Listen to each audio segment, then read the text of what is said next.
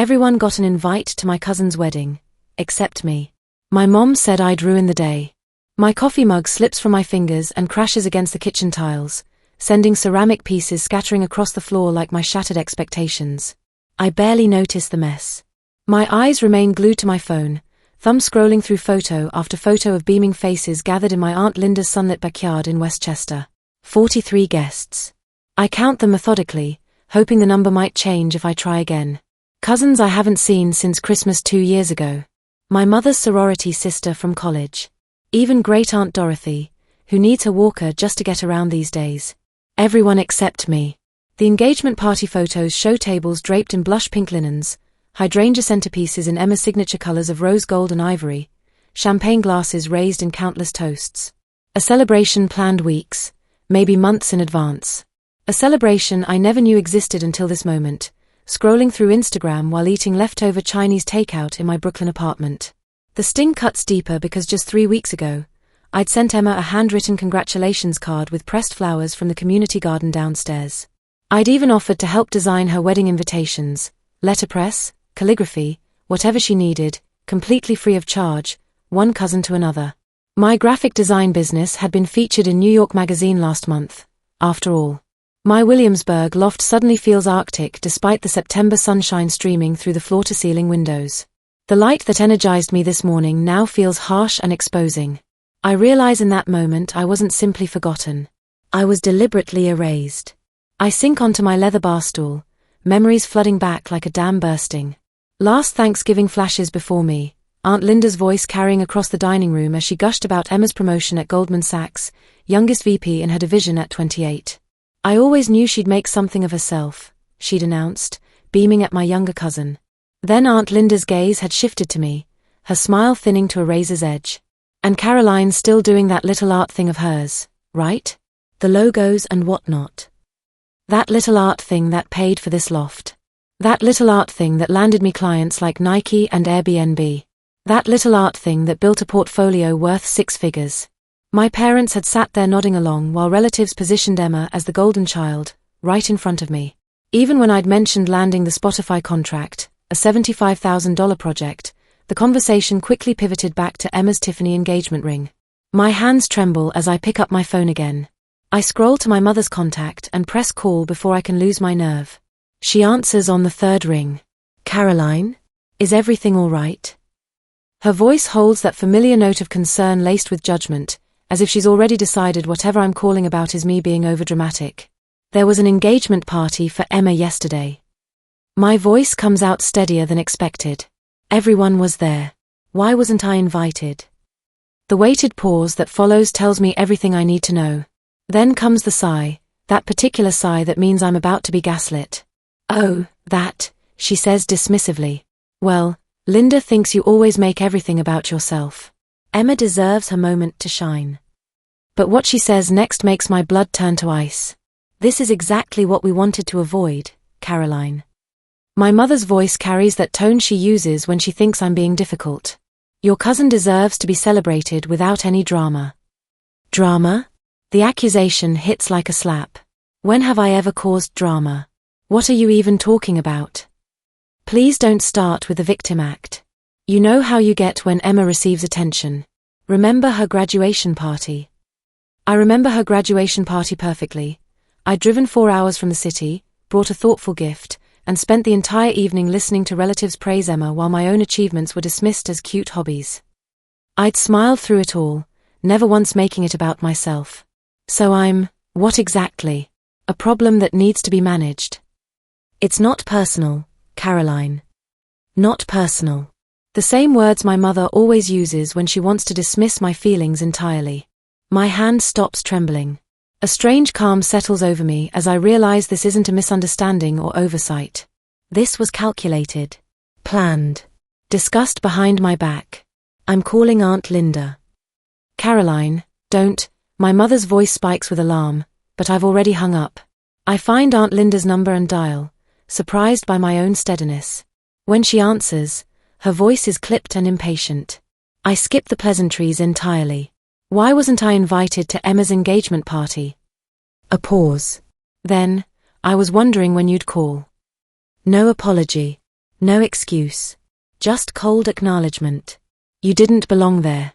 Emma deserves a day that's just about her. Just about her. As if my presence would somehow steal her spotlight. As if I'm a shadow that might dim her shine. I'm her cousin. Her only cousin on this side. The words taste hollow even as I speak them. Blood relation clearly means nothing here. Listen, Caroline. Aunt Linda's voice hardens like concrete. We've all discussed this. The wedding plans, too. I suggest you don't make this bigger than it needs to be. Some relationships in this family are already fragile. The threat isn't subtle. Push back, and what little connection I still have might vanish entirely. I stand at my kitchen window, staring at the Manhattan skyline, and suddenly understand with perfect clarity. My family values appearances over authentic connection. They always have. I hang up without saying goodbye. The silence in my apartment no longer feels oppressive, it feels clarifying. A pigeon lands on my fire escape, its iridescent feathers catching the afternoon light. It watches me for a moment before flying away, and I find myself wondering what it might feel like to be that free. 3 days later, while I'm sketching concepts for a new client's rebrand, my phone pings with a notification. I almost ignore it. Deadlines wait for no one, but habit makes me glance at the screen. A group text from Aunt Linda pops up, and what I read makes the room tilt sideways. Remember to coordinate rides to Emma's wedding on Saturday. Thank God we didn't invite Caroline, one less drama queen to deal with. My pencil stops mid-stroke. The message wasn't meant for me, but I'm in the group chat. An accident that reveals the truth I suspected but hoped wasn't real. Before I can even screenshot it, the message disappears with a soft whoosh. But I'd seen enough. My heart pounds as I fumble with my phone, but it's too late. The message has vanished like it never existed, leaving me staring at an empty group chat. But the damage is done. I know what I saw. Thank God we didn't invite Caroline, one less drama queen to deal with. The words echo in my mind like a cruel mantra. This wasn't an oversight or a simple misunderstanding. This was a coordinated family conspiracy, and I'd just stumbled into evidence of it. I take a shaky screenshot of the empty conversation thread anyway, knowing it proves nothing but needing some record of this moment when everything crystallized. My phone shows the group members, Emma, Aunt Linda, Uncle Robert, and my mother. My own mother, plotting my exclusion. The next morning, I drive my Honda Civic to my parents' house in Scarsdale, the screenshot burning like evidence in my phone. Mom answers the door in her gardening clothes, soil smudged across one cheek. Caroline. What a lovely surprise. I was just about to make some iced tea. I follow her into the living room where she settles into her favorite armchair with the practiced ease of someone who feels completely secure in their position. I remain standing, suddenly hyper-aware of the family photos arranged on the mantel. Emma featured prominently in most of them, while I'm either cropped out or caught mid-blink. I got an interesting text yesterday, I say, pulling out my phone. Accidentally sent to me. Her face changes the moment I describe the message, not surprise, but resignation. She doesn't even try to deny it. We all agreed it would be easier this way, she says, smoothing invisible wrinkles from her khakis. Emma deserves a beautiful wedding without complications. Complications. The word tastes bitter on my tongue. You mean me. Now Caroline, don't be dramatic. She sighs, using that tone reserved for when I'm supposedly being difficult. Perhaps you should make other plans for that weekend in October. Other plans while my cousin gets married at the Plaza Hotel? That $150,000 wedding where every distant relative we barely know is invited, except me. Mom's eyebrows lift slightly. How did you know about the venue? Cousin Rachel called yesterday asking if I wanted to split an Uber from the train station. A small, cruel satisfaction blooms when I see her flinch. She assumed I'd be there too. The silence stretches between us like a chasm growing wider by the second. Your father and I think it's better this way, she finally admits. The whole family agrees. The whole family has been told what about me exactly. My voice barely rises above a whisper. She looks away, fidgeting with a loose thread on her sleeve. Just that you've always been sensitive about Emma getting attention. The betrayal lands like a physical blow. Years of holidays where I sat quietly while Emma was showered with praise. Years of watching my accomplishments dismissed while hers were celebrated with champagne toasts. You're rewriting history, I say, the realization crystallizing. Making me the villain so you can justify erasing me from the family narrative. That's not. It is true. I stand straighter. And now I have a choice: accept being excluded or risk losing what little connection we still have. Mom crosses to the window, her back to me. I hope you'll make the right decision, Caroline. Your father and I have been helping with your student loans, you know. If you make trouble about this wedding. The financial threat hangs in the air like smoke. But her next words change everything. We'd hate for money troubles to impact your little business, Mom continues, still facing the window. Especially when you're finally starting to gain some traction. The condescension in her voice makes my stomach turn. My little business that's been featured in 3 major publications this year. My little business that just landed a contract with a Fortune 500 company.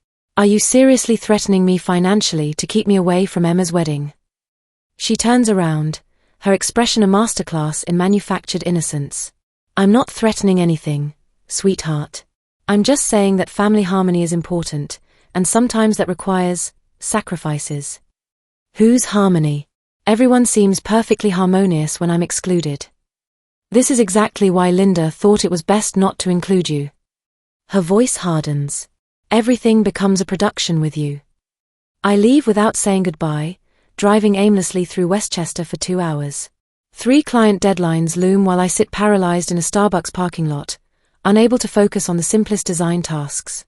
$3,000 in potential revenue evaporates while I stare at my phone, waiting for someone, anyone, in my family to say this was all a terrible mistake.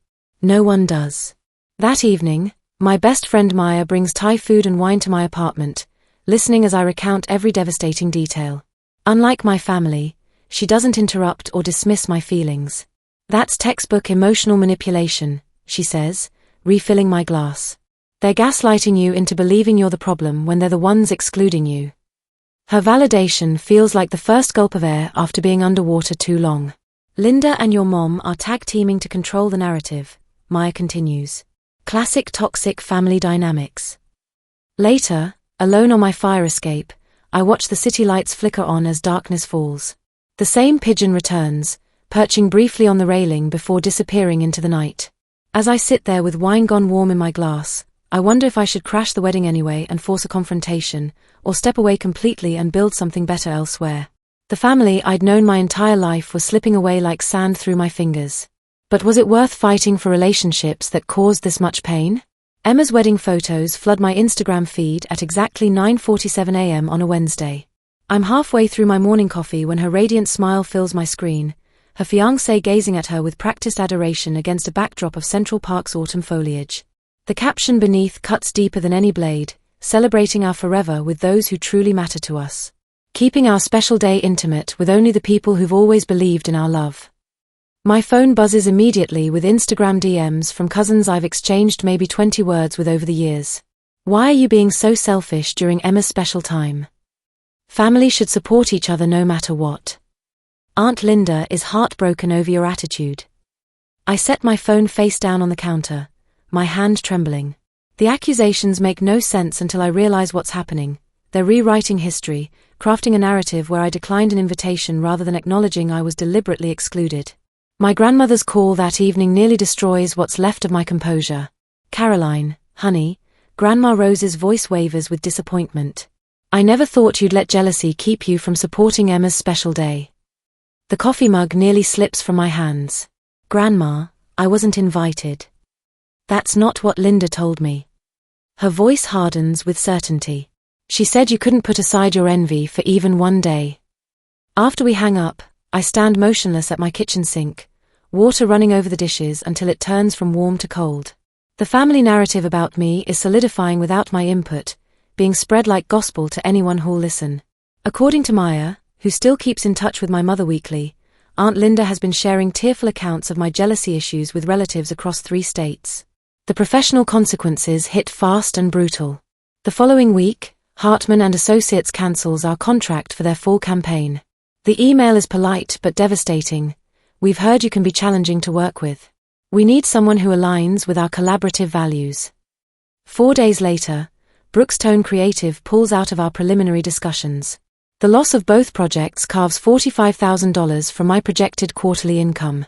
I trace the connections methodically. Hartman's creative director plays golf with my uncle. Brookstone's founder attends the same country club as Aunt Linda. Sleep becomes a foreign concept. I spend nights hunched over my computer, frantically redesigning my portfolio website instead of resting. Every font choice, every color adjustment feels like reclaiming a small piece of my professional identity. At 4 a.m., with my eyes burning from screen glare, I wonder how many perfect designs it will take to outrun whispers about my character. My once comfortable routine fractures completely. I stop going to Dean and DeLuca because Aunt Linda's book club meets there on Tuesday mornings. I drive 20 minutes out of my way to shop at a different Whole Foods after spotting my mother's friend Janet examining produce in my usual store. Checking social media becomes a form of self-harm. Each notification triggers fight or flight, racing pulse, shallow breathing, fingers going numb. I start documenting every family interaction in a moleskin journal, recording dates, exact quotes, witnesses present. The evidence feels crucial somehow, though I'm not sure who I'm collecting it for. The anonymous text arrives on a Sunday morning while I'm trying to work on a logo design. Some people aren't stable enough for formal events. Your absence protects everyone. I recognize the phrasing, Aunt Linda's particular brand of cruelty wrapped in fake concern. My phone slips from my fingers onto the hardwood floor as something inside me finally snaps. The doorbell rings at that exact moment. I consider ignoring it until I hear Maya's voice through the door. I know you're in there, Caroline. I brought pad thai and bridal magazines. She stands on my threshold clutching bags from our favorite Thai place and a stack of glossy publications, her camera bag slung over one shoulder. What are you doing here? My voice sounds hollow even to my own ears. Maya pushes past me into the apartment. We're planning something actually worth celebrating, a day about joy, not appearances. I'm about to ask what she means when my mother's silver Lexus pulls into the visitor parking space visible from my living room window. My stomach drops to the floor. I have a client call in 5 minutes, I lie, reaching for my laptop as my mother's footsteps echo in the hallway. Maya squeezes my shoulder before retreating to the kitchen with our food. When my mother knocks, I know everything is about to change. My mother enters without waiting for permission, her sharp eyes inventorying my apartment as if searching for evidence of the instability they've been whispering about. We need to talk, Caroline. She perches on my sofa edge, clutch balanced on her knees like armor. This has gone far enough. I remain standing, suddenly aware of the power dynamics at play, how I've spent years unconsciously making myself smaller in her presence. What needs to talk about?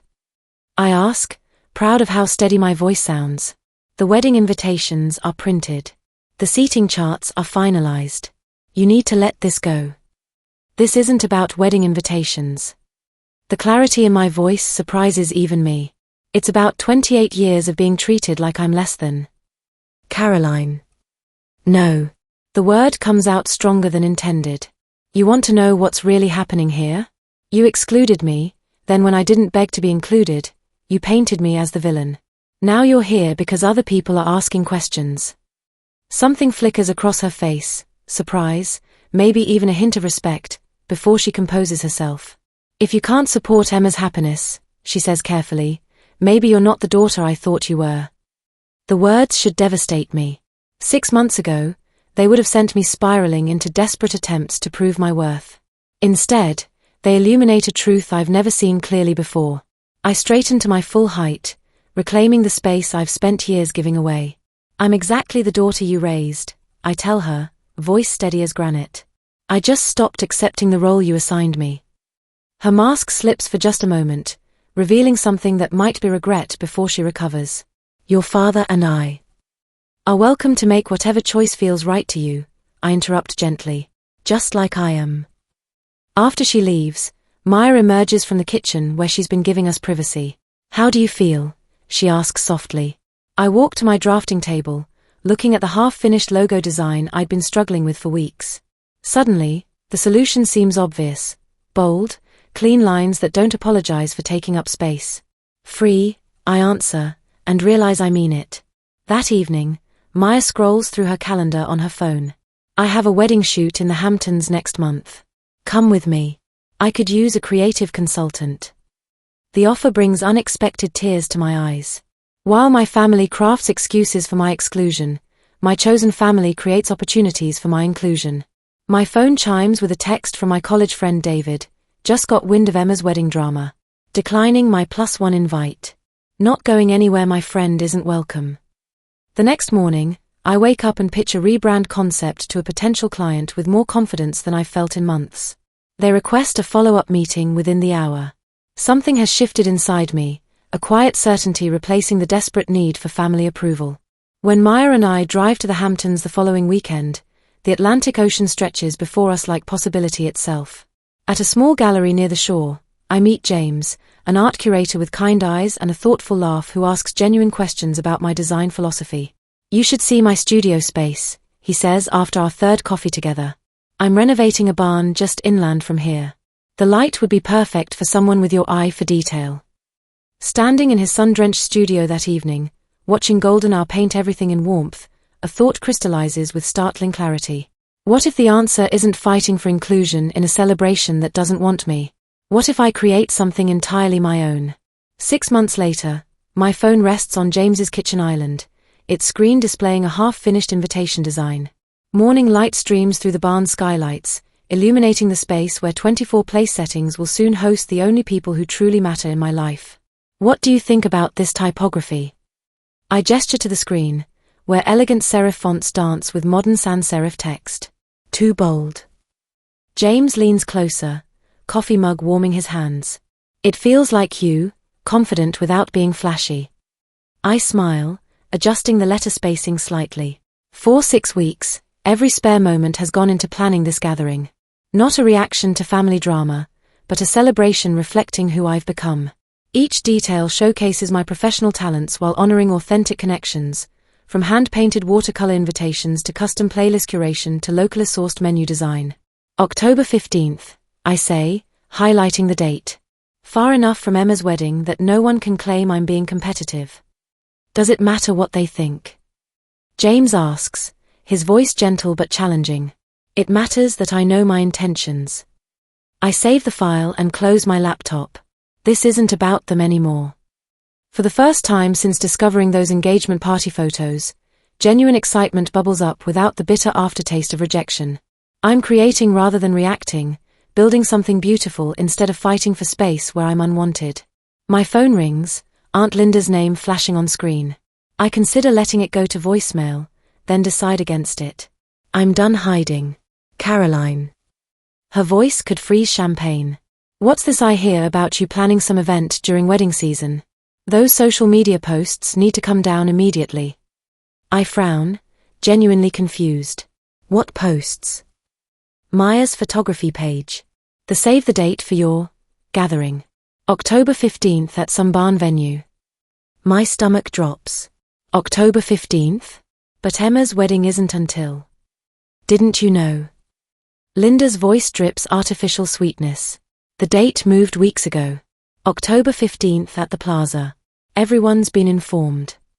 "Everyone except me. So you're having your little party the same day as Emma's wedding?" The accusation hangs heavy. "Family will have to choose sides, Caroline. Think about what you're doing." My first instinct is panic. Should I change my date? Apologize for a conflict I didn't create? But as Linda continues listing reasons I should rearrange my plans, something hardens inside me. I look at the invitation design, at James organizing coffee cups in the sink, at the studio space that welcomed me without conditions. "I won't rearrange my joy to accommodate your judgment," I say quietly. "What did you just say to me?" "The date stays, Aunt Linda. Anyone who wants to attend either event should follow their heart. You've made yours clear." I end the call before she can respond. James watches me carefully. The wedding's the same day as our celebration. Complete coincidence, I tell him. "Do you want to change our date?" The question hangs between us. With both celebrations scheduled for the same day, I face a choice: postpone my happiness to avoid conflict, or proceed with the authentic joy James and I have planned together. "No," I answer finally. "We keep our date." James nods, understanding without explanation needed. Later that afternoon, my phone buzzes with a text from Maya. "Saw your final invitation design. Absolutely stunning. Consider photography my gift to you both." Within minutes, A group chat forms with friends coordinating travel plans, transforming our intimate gathering into a weekend celebration. David offers to handle wine selection, while my friend Lauren volunteers to arrange flowers from local farms. You focus on the creative vision, James says that evening, showing me spreadsheets tracking logistics. I've got the practical stuff covered. As we work side by side, him managing details, me designing personal touches, I realize we're creating something my parents would never understand. This isn't about competition or reaction. It's about intention and completion. When family members start texting about selfish choices, friends create a protective buffer. When my mother asks how I could do this to Emma, James hands me color swatches for table linens. A week before our celebration, an unexpected text arrives from my cousin Rachel. Grandma's asking tough questions about why you weren't invited to anything. Linda's story isn't adding up anymore. The carefully constructed family narrative is showing cracks. Different relatives received different explanations for my exclusion, and the contradictions are becoming impossible to ignore. When Grandma Rose calls that evening, her voice sounds smaller than I remember. Caroline? I'd like to hear your side of this wedding situation. Before I can respond, another call beeps through, my mother. I let it go to voicemail, focusing on my grandmother's questions. Later, I listen to my mother's message. We need to discuss a compromise. Can we meet tomorrow? It's urgent. I set the phone down, looking out at the sunset painting James's garden in golden light. For the first time, the thought of facing my family doesn't fill me with dread. Whatever comes next, I'm standing on solid ground.